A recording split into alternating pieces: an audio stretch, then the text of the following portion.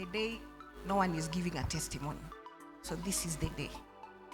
Last year in January, mine is about obedience. Last year in January, 2021, 2020, 2021, 2022, I was going through a very difficult time. And for those who are here, those who have raised teenagers, teenagers who have become good, and then when they reach adulthood, they know other things that they're not supposed to know, and then they disturb. That's me. So I was going through a very difficult time. So I decided one day to come and visit Mama. That was the first time I was going to have a one-on-one with Mama in the office here. So I asked permission from work and I came. When I came, my agenda was strictly my children and my son, the firstborn. Then when I reached office, Mama told me that God is leading me to deal with you in a certain area in my life. An area that I will not mention because some things are unmentioned. But Mama knows it. So Mama told me some things about that particular area in my life, which were true in that I had noticed a bit of them, but because I was in the place of prayer concerning this particular issue, I don't want to call it argue, but I tried to justify that area was right. Knowing Mama is soft when you meet her in the office. She has a kindness that accepts nonsense to a certain extent. She left me and told me, okay, this is what I'm seeing. If I can see you're really in it, it's fine. Okay. So she prayed for me and prayed for my children a little, but she keeps on telling me that I don't see why you're worried about this particular son. It is well with him. Everything is well with him. And she mentions certain things about my son, and all those things are true. It is well with him. But there's a fear from hell that had gripped me at that particular time, that I was not seeing any spiritual sense concerning this particular matter. So I went, and after that, things became very difficult about my son, very difficult. I shared with Mother, very difficult. And I even stopped coming to church.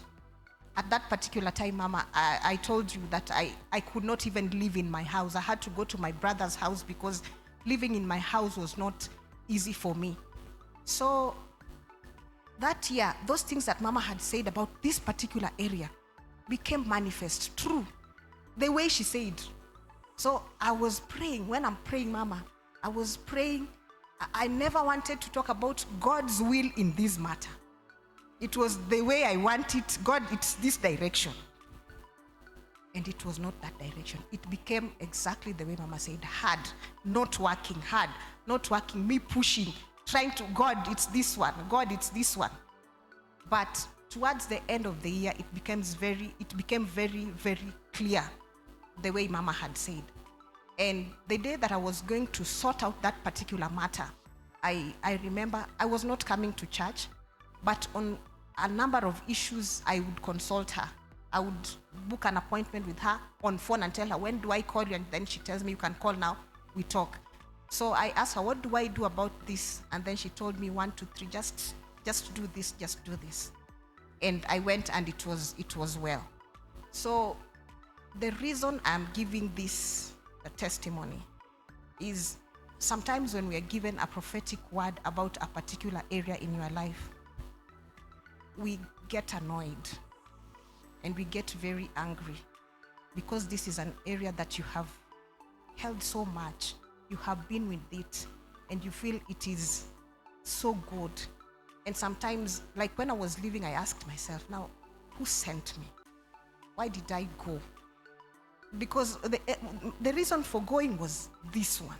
Now Mama is telling me this one. What is this now? But obedience is, the Bible says that obedience is better than sacrifice. Obedience truly is better than sacrifice. And praying, asking God for His will is very, very important in our lives. I suffered that year because of disobedience, and having a know-it-all attitude made me sink in a pit of depression. But I thank God that my eyes opened. I'm free. I'm free. I went back to my house. I am at peace in my house. I have joy in my house. I have joy with my children. It is well with me. And I know that the God who is faithful, the God who gives a word and follows it to make it be accomplished, that word cannot go back to him void, but it must achieve the purpose for which he has sent it, is the one you're serving, Mama. I honor the grace in your life. I have never regretted following you. I have never followed a prophet. This is a true prophet of God. Be blessed.